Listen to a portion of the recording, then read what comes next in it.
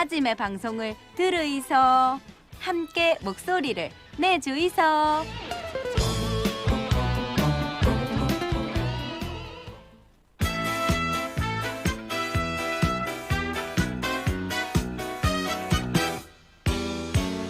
자, 김태만의 돌아와요 부산항해 국립해양박물관 김태만 관장 스튜디오에 함께합니다. 어서 오십시오. 어서 오십시오. 예, 다시 돌아왔습니다. 예, 예, 돌아오신 김태만 돌아와요. 관장님. 돌아와요 부산항에 예. 돌아온 김태만 관장님. 예, 오늘은 어떤 이야기 해볼까요? 글쎄, 그 부산 이야기를 해야 되는데 예. 부산에서도 조금 특징적인 공간이 있는데 중국 음식 좋아하시죠? 네네네. 그 차이나타운이 있는 거 아시죠? 네. 아유, 알죠, 있죠. 거기 거주하시는 분들 거의 대부분이 원래는 이제 화교 분들이거든요. 네네. 그래서 이제 부산 속에 있는 내 안에 있는 타자로서의 그 화교 문제 한번 이야기를 하면 화교? 어떨까 싶습니다. 네. 그래요. 화교 그럼 뭐 어디서부터 풀어가야 되나요? 글쎄, 그 화교는 어쨌든 중국 사람이죠. 중국 사람 하면 떠오르는 생각이 있으신가요? 중국 하면은 요즘은 코로나19 때문에 하도 힘들어가지고. 비단위 장수왕 서방 아닙니까? 그렇죠. 예, 그거, 야, 이분은 좀 연세가 있으시네. 예. 네, 왕서방. 아니, 그러니까 우리가 이제 중국 이야기하면 전통적으로 어쨌든 뭐 호불호가 다 있을 수 있지만 네.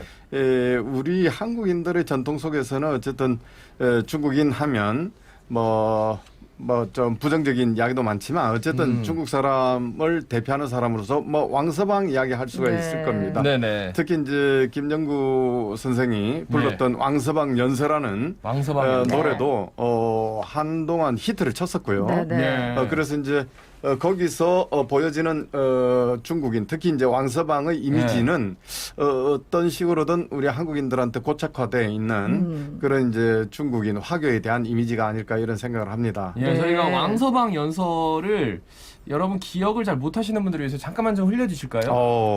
음악을 준비하셨네요. 음악 잠깐만 좀 흘려주세요. 예. 요게 저 별로 길지 않아요. 그런데 굉장히 인상적입니다. 네, 경쾌하죠. 땅. 딴따라딴딴. 이게 전주가 좀. 예, 전주가 참 재밌죠. 나오고 있나요? 네. 네, 이제 노래 나옵니다. 1분 34초인데 전주 기네요. 거의 한 15초, 20초 정도 전주. 제가 부를까요? 비단이 장사 왕서방 명월리 한 제가 질문 드리려고 했어요.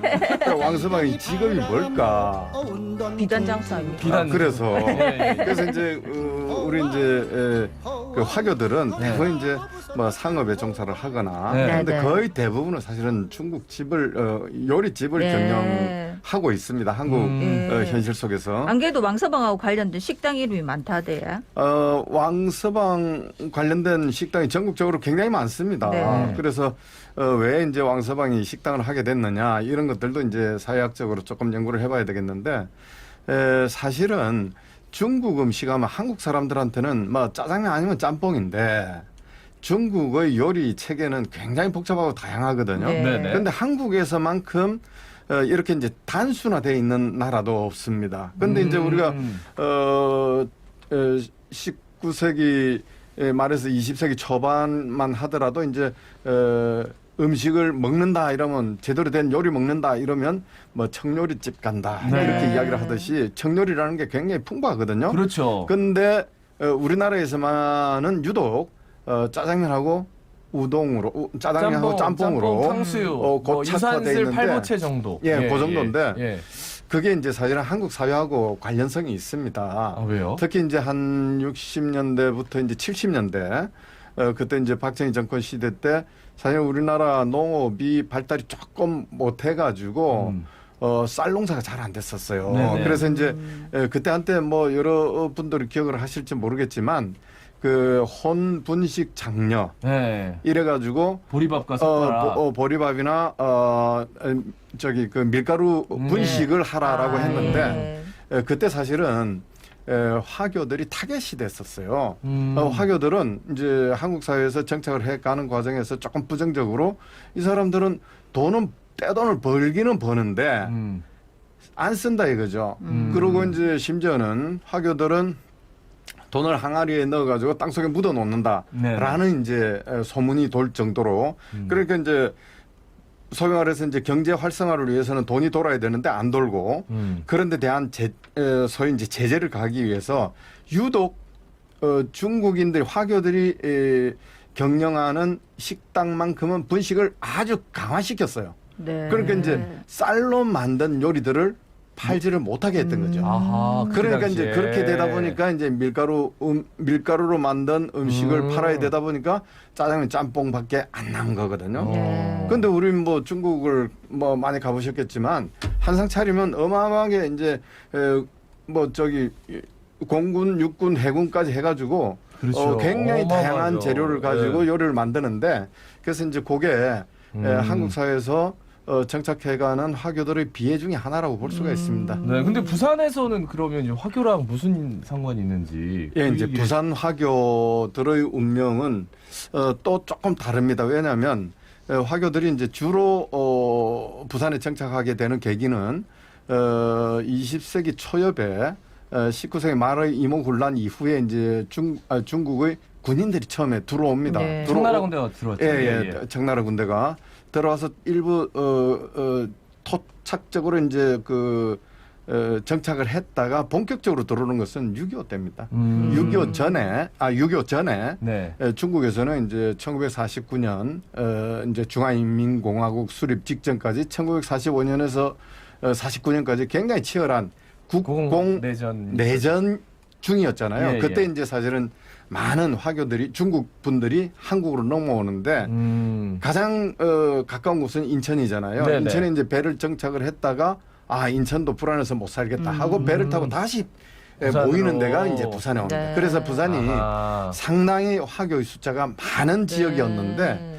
지금 이제 아까 말씀드린 것처럼 소위 이제 경제 제재나 분식 장려 이런 것으로 인해 가지고 이제 좀 제재를 당하다가 70년대 상당히 많은 화교들이 여기서는 못 살겠다 하고 다시 이제 대만으로 가버립니다. 네. 그래서 이제 지금 화교 수가 전국적으로 많이 줄어들기는 했지만 부산도 격감을 해서 지금 한 2천여 명 네. 정도밖에 안 계실 겁니다. 아니 근데 물론 뭐 다른 직업을 가진 분들도 계시는지는 모르겠지만 우리가 화교하면 대부분 다 중식당을 한다, 중국집을 한다 이렇게 생각하잖아요. 근데 네. 다 무슨 요리사들만 건너온 건 아닐 텐데 왜 그래 된 겁니까? 그렇죠. 그게 이거는 이제 한국만의 문제는 아닌데 전 세계적으로 이런 말이 있습니다.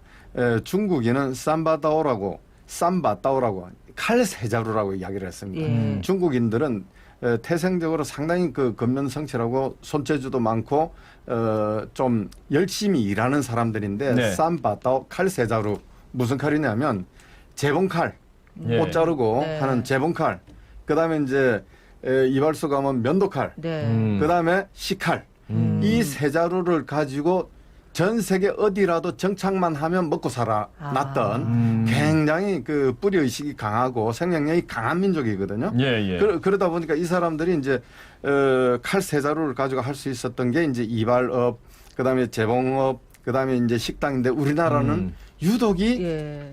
두 가지는 안 되고 식당만 이제 잘 됐던 거죠. 그러니까 이발업하고 재봉업을 해야 되는데 예. 요게 사실 그러고 보니까 우리 민족이 손재주가 훨씬 좋네요. 그러다 보니까 여기서 웬만한 나라에선 다 특화시킬 수 있는데 예.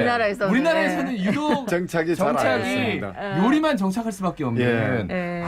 그런 또 시대적인 배경이 있었고 예, 전 세계적으로 한 5천에서 7천만 명 정도의 화교가 있는데 네. 그 중에서도 가장 뿌리를 잘 못 내리고 있는 화교가 한국 화교입니다. 네. 한국적 특성이 있다는 거죠. 예. 그만큼 이제 우리나라가 손재주가 더 좋아가지고 이발도 너무 잘하고 그죠. 근데 이제 중국 음식은 이분들이 더 잘할 수밖에 없는 또 구조가 있으니까. 예, 근데 짜장 짬뽕도 사실 우리 음식이라고 해도 그렇죠. 과언이 예. 아니더라고요. 한국화 됐죠. 네. 제가 이제 중국에서 짜장면을 찾으려고 그렇게 네. 눈 뜨고 북경에서부터 저기 광주까지 돌아다녀도 우리가 말하는 짜장면은 없습니다. 네. 우리가 이제 차이나타운에 뭐 음식은 먹으러 갔지만 또 부산에도 학교가 한 2,000분 정도 계신다 하는데 요 화교하고 관련된 건물이 있다면 뭐가 있을까요? 제가 지금 이제 부산에서 특히 이제 근대 건물 중에서 한 100년 정도 되는 건물이 굉장히 드뭅니다. 네. 네네. 근데 이제 우리가 잘 아는 건물 중에 거의 이제 100년이 다 돼가는 건물이 있는데 이게 그 초량의 차이나타운 근처에 있는 지금 이제 그 백제병원이라는 백제병원. 그래서 이제 예. 지금은 이제 브라운 핸즈로 더 유명해져 있는 건물인데 예. 이게 사실은 그 가지 많은 나무가 뭐 바람 잘 날 없다는 이야기 있듯이 예. 세월이 한 100년 정도 걸리다 보니까 보진 풍파를 많이 겪었습니다. 그래서 이 백제 건물은 그 자체만 하더라도 영화적인 건물이라고 볼 수가 네. 있습니다. 그 짧은 100년 동안에 한국인, 일본인, 미군, 중국인 온갖 손을 다 거치면서 이제 영록의 세월을 거친 그런 건물이거든요. 그래서 우리가 이제 지금 관광 코스 중에도 많은 사람들이 가고 있는 건물이기는 하지만 조금 더 섬세하게 들여다보면 이 화교 운명하고도 연관이 됩니다. 제가 네. 잠깐 말씀드릴게요. 맨 처음에는 이제 병원을 1927년인가요 만들었죠. 일제 한참 이제 본격화되고 있던 시기에 네네. 만들어져 가지고 이제 병원을 한참 하다가 병원이 폐업을 했어요. 무슨 이유 때문에. 네. 그랬다가 팔리는 게 누가 사느냐면 초기 우리나라로 넘어왔던 화교들 중에서 조금 재력이 있었던 양모민이라는 사람한테 팔렸는데 이 사람이 그 공간을 한 4층짜리 석조 빨간 벽돌 건물이잖아요. 네네. 그 건물 전체를 복례각이라는 요리집을 했었습니다. 그때 그야말로 어마어마한 부산에서 요리 좀 먹는다 하면 다 복례각. 복례각을 갔었습니다. 네. 그러다가 이제 그분도 무슨 이유로 망한 게 아니고 팔고 이제 갔는데 그 이후에는 이제 일제 말에 일본 군 숙소로도 사용됐고 예예. 그 군정기에는 미군들이 뭐 사령부로도 사용을 했고 그다음에 이제 6.25가 터지면서 화교 운명이 조금 바뀝니다. 뭐냐면 6.25 때 중공군이 들어오죠. 그렇죠. 그때 사실은 뭐 포로를 잡거나 하면 의사소통이 돼야 되는데 누가 투입이 되느냐 하면 국내에 토착했던 화교들이 통역병으로 활동을 해줍니다. 그래서 네. 이제 굉장히 소위 이제 6.25 기간에 공을 많이 세웠다고 할 수가 있습니다. 네. 그러면서 이제 6.25 기간 동안에 잠시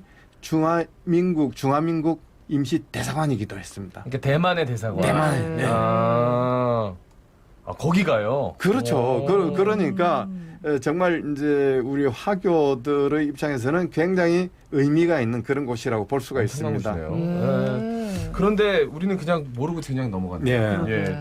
근데 이제 관련 자료가 또 해양박물관에 조금 남아 있다고 뭐 말씀을 해주셔가지고. 그래서 이제 그 화교 관련해 가지고는 우리가 이제 지도라든지 역사 고증이라든지 이런 걸 많이 하고 있는데 박물관에 몇 가지 이제 자료가 있습니다. 그래서 이제 저희들이 가지고 있는 자료 중에서는 고지도인데 네. 예. 예를 들어서 이제 부산항 시가 및 부근 지도 이런 데다가 보면 네. 차이나타운에 진화거리라는 곳이 명시가 돼 있는 네. 진화거류지. 이 예. 진화라는 말은 차이나라는 말이겠죠. 그죠? 네네네. 그래서 이제 거류지가 확인이 될 수가 있고 예. 또 부산 진 1차 매축공사. 지금 우리가 알고 있는 차이나타운 그 지역이 매축공사 때 중국 쿠리들 그 노동자들이 와서 먹고 자고 하던 천막이 있던 곳입니다. 네. 예. 그곳이 지금 이제 발달을 해서 지금 차이나타운이 되어 있는 겁니다. 알겠습니다. 예. 네. 말씀을 좀 듣다 보면 시간이 왜 이렇게 빨리 가는지 모르겠어요. 예. 오늘 화교 얘기인데 그러고 보니까 차이나타운 가서 갑자기 짜장면 먹고 싶어요. 난 왜 이러지? 예. 말씀 잘 들었습니다. 고맙습니다. 고맙습니다. 예, 감사합니다. 국립해양박물관의 김태만 관장이었습니다. 예.